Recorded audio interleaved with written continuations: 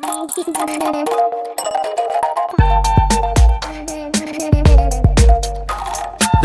and Friends.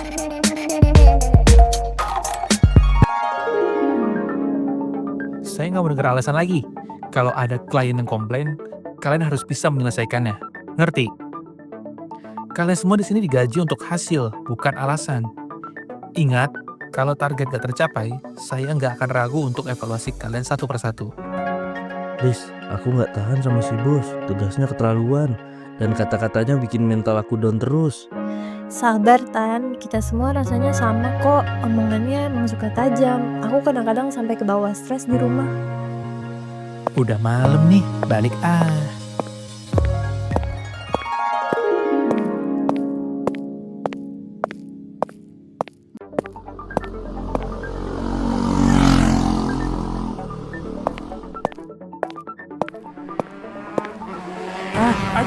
Aduh.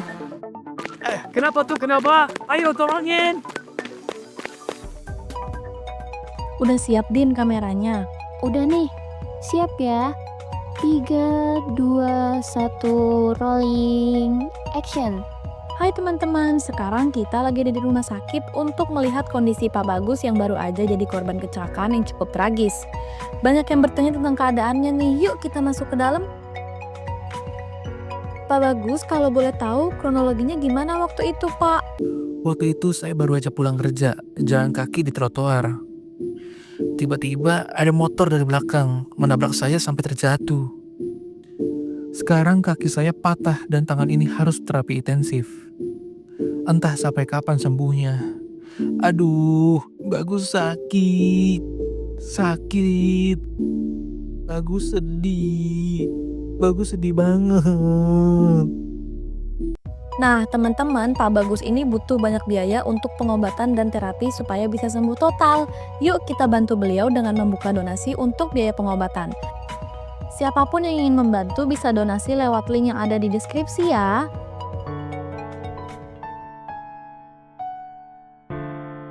Liza, itu bos kamu di kantor kan? Kok kasihan banget ya lihat dia kayak gitu?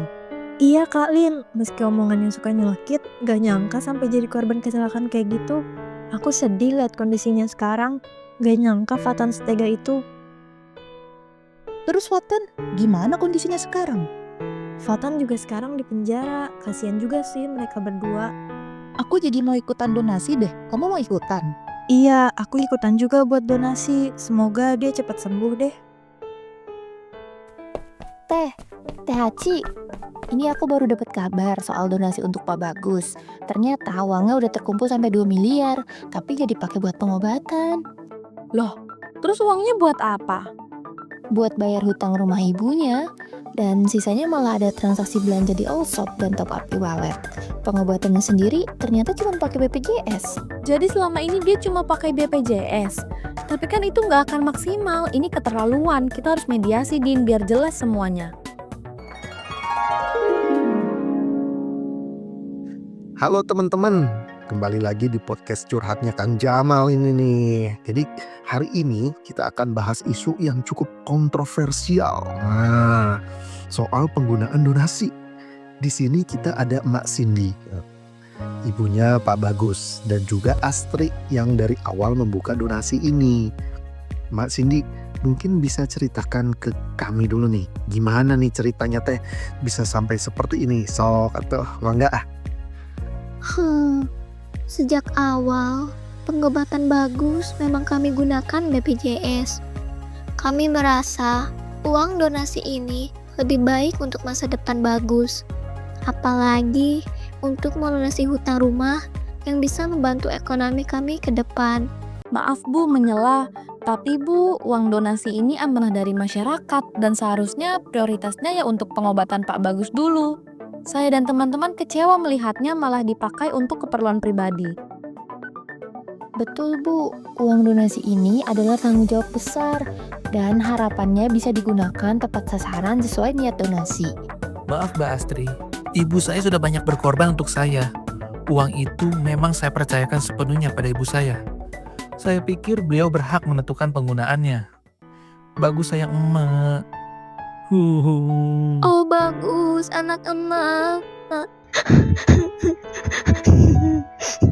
Bagus sedih. Bagus sedih banget. Baik, nah dari apa yang saya dengar tadi mah sepertinya memang ada miskomunikasi nih antara pihak Pak Bagus dan Emak Cindy dengan Astri dan Dinda. Jadi gini ya, saya pikir solusinya sederhana aja. Lebih baik sisa uang donasi dikembalikan ke Yayasan Astri, biar Astri yang mengelola dana tersebut. Dan penggunaannya bisa dialihkan sesuai tujuan awal. Kayaknya mah gitu ya. Jadi bisa membantu biaya pengobatan Pak Bagus. Atau bahkan untuk membantu orang lain yang juga memerlukan bantuan. Mungkin seperti itu ya. Dan mungkin untuk mengakhiri semuanya dengan baik, bagaimana kalau saling maaf-maafan? Nah, jadi kan konflik ini bisa jadi pelajaran berharga untuk kita semua. Seperti itu. Maafkan kami, Mbak Asri dan Mbak Dinda. Saya sudah salah paham soal niat baik kalian. Tidak apa-apa Pak Bagus, saya juga minta maaf kalau selama ini kurang peka atau mungkin kelihatan mendesak. Kita semua hanya ingin membantu kok.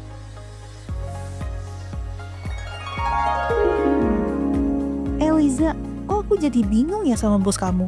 Kita kan udah bantuin ikutan donasi nih, tapi kok uangnya malah dipakai buat bayar utang pribadi ya? Bukannya buat pengobatan? Gimana sih? Aku juga kecewa Kak Lin. Respect yang kita punya jadi hilang ya. Jadi ragu buat bantu dia lagi.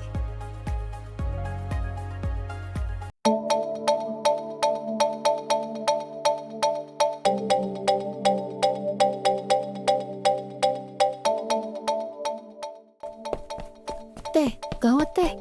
Ada apa, Din? Lihat ini. Keluarga Pak Bagus sekarang mau tuntut Teteh karena pencemaran nama baik.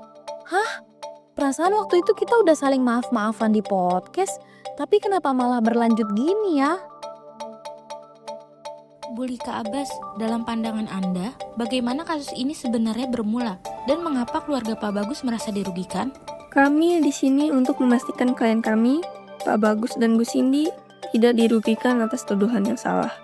Kami akan menuntut Astri atas pencemaran nama baik. Harap diingat, secara hukum, uang donasi yang diterima adalah hak penuh Pak Bagus bagi penerima. Semua penggunaannya adalah keputusan klien kami. Bung Likso, banyak yang menilai bahwa menggunakan donasi untuk kebutuhan lain selain pengobatan adalah pelanggaran kepercayaan. Bagaimana menurut Anda? Secara hukum, benar bahwa donasi yang diterima Pak Bagus adalah hak pribadinya. Dan keluarga berhak memutuskan penggunaannya. Namun, secara moral dan etika, ada amanah yang harus dijaga. Jika donasi diberikan untuk pengobatan, maka seharusnya itu yang diutamakan dulu. Dalam kasus seperti ini, baiknya ada pengelola donasi yang memantau penggunaan dana agar amanah bisa terjaga. Ini adalah pelajaran besar untuk siapa saja yang menggalang donasi.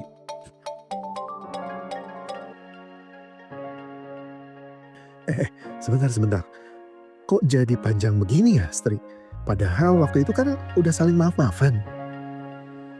Gak tahu, Kang. Ya, kadang niat baik di awal bisa jadi bumerang di akhir sih, Kang. Iya, betul Teh. Di zaman sekarang yang penting bukan cuma maaf-maafan, tapi juga maaf dengan syarat dan ketentuan berlaku. Ya wae memangnya.